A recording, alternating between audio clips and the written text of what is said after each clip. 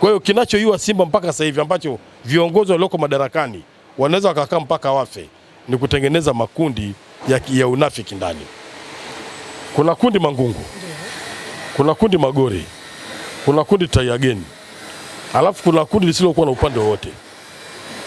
Bwana, sasa ile kundi lisilokuwa na upande wowote hili ndio linapiga vita haya makundi matatu yaliyopo. Haya makundi matatu yaliyopo yanapigana vita yenyewe. Alafu ya makundi matatu yaliyopo nalipiga ile kundi la lisilokuwa na upande wote. Simba haiwezi kufika mbali.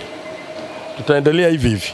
Na ili tuokoke, tukishashuka daraja, tukajipanga upya, ndipo tutakapojua mabaya ya kwanza. Ahmed Ally sasa hivi kutoa ujumbe kwa mchezaji kumfikishia Magori au kumfikishia Mangungu, anahitaji kujiuliza kwanza.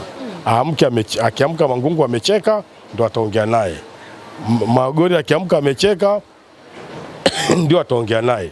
Lakini Ally akipata ripoti kutoka kwa wachezaji, akifika kwa Eris anaongea kama rafiki yake, oya kuna 1 2 3. Ndio tutaifanyia kazi, imekwisha.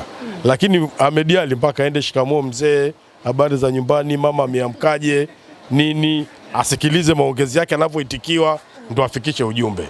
Na akifikisha ujumbe akiambiwa tu sawa nimekuelewa, hawezi kurudi tena. Mbona nisumbua, atakaa kimya. Ana wakati mgumu.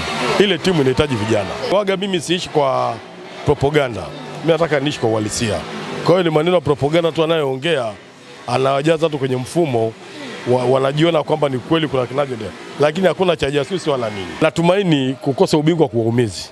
Haiwezekani klabu kubwa kama Simba leo ni msimu wa 5 ama sijui wa 6 sijui wa 5. Hatujapata ubingwa, hatujapata kombe lolote, lakini hakuna kiongozi hata mmoja anashituka tu hata kusema jamani kwa hili wacheni nikae pembeni. Hakuna. Wanasubiri timu ikishashuka daraja sasa ndio atakaa pembeni, mambo mengine yaendelee.